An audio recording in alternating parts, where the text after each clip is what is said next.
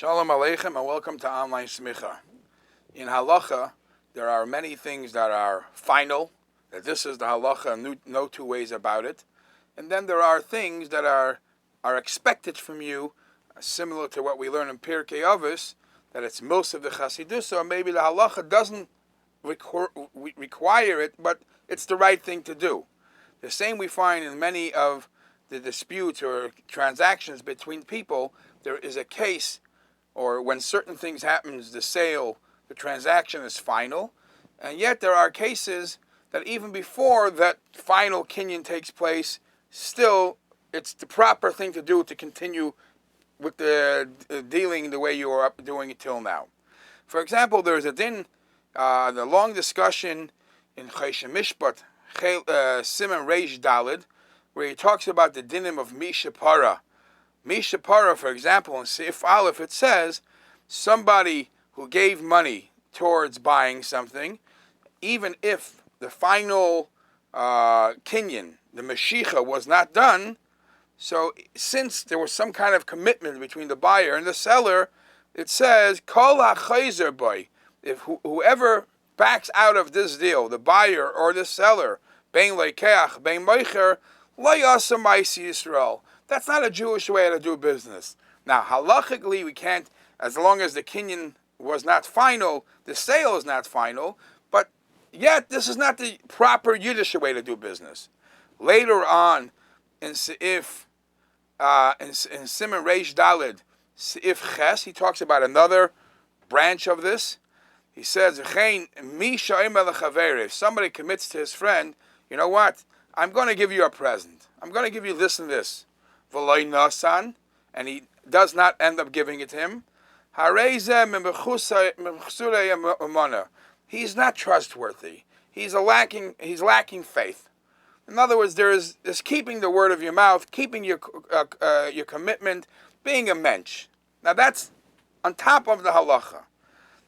In halacha, that will play a role too, because I will talk about a practical scenario, which perhaps, according to the letter of the law, you can't blame anybody, but perhaps because of these issues of being a mensch, not retracting or not hurting somebody that helps you, you might have to deal with it different. Many times you hire somebody to do work for you, and you're the expert in this field. He works for your company for many years, and he gets trained in this field. And after many years, he says to himself, "Why should I work for somebody else? I'm going to open my own company, doing the same thing." So as long as he's 100 miles away, as long as he's not competing business, Shalom Al Yisrael, who cares? The question is, may he become a competing service in the same neighborhood? I mean, not talking about the issue of taking away parnasa from somebody else. Obviously, there's enough parnasa, but here I put all my effort into training this person, and he ends up shooting me in the leg because he's going to end up fight me, take away from my clientele. So the question is he allowed to do that? Do I have a right to stop him from doing it? And even if from the get-go, when I hire him, if I make a verbal agreement between me and him, and I say, myself and him, I say, I'm going to hire you, I understand it's going to take a year or two training, then you'll become good at it. I ask of you that you shall not open up a competing business. Is this something that you must keep? And let's go a step further. How about I did more than that. I didn't just have a verbal agreement. I wrote a document that I'm hiring you with the condition, or I ask of you that you don't, after 3 years, when our contract expires, you cannot do this in this neighborhood, in this city, whatever it is. Is that something that has to be kept? So later on, in Siman Reish Mem Hey, we see the light of halacha, what halacha would say to this, yet we have to fall back that even if halacha will say, I'm sorry, there's nothing I could do about this, but mechusrei amona, or misha para, meaning to say a menschlichkeit, might still be an issue. So in Reish Mem Hey, the Mechaber says, HaKoisev Vishtar, somebody writes down in a document, and he says, Nasati Sada Plainis Leplaini. I gave this and this field to Chaim. Or, Oisha Kasav Nisati Aloi. Or he says, another expression, Oi Harehi Shaloi. This and this field belongs to Chaim.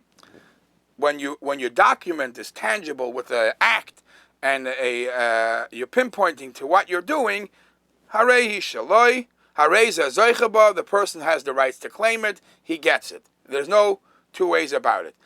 As long as the person gets that document to prove it, he gets to keep whatever real estate was written there. However, Avol im Kasav Bishtar, if however Chaim writes a document, and the document is written like this, that I commit etnenuloi, I commit to give something, to give whatever it is, a real estate, a metaltalum, and anything, Afal Pisha Idol of Edim, even though the document is signed with witnesses, the receiver doesn't get anything, because all he got here was a verbal commitment that's not tangible with something real. When you say the act was done, the sale was final, then that's a tangible commitment. When you say I commit to do so and so, halachically that's called kinyan dvarim, a verbal commitment. A verbal commitment, and the Ramah adds, even if the commitment is a strong one, afilu kanu meyadai, even if they made a kinyan for that verbal commitment, it's air, it's luft, and a commitment for luft doesn't really obligate me. So let's talk about our case.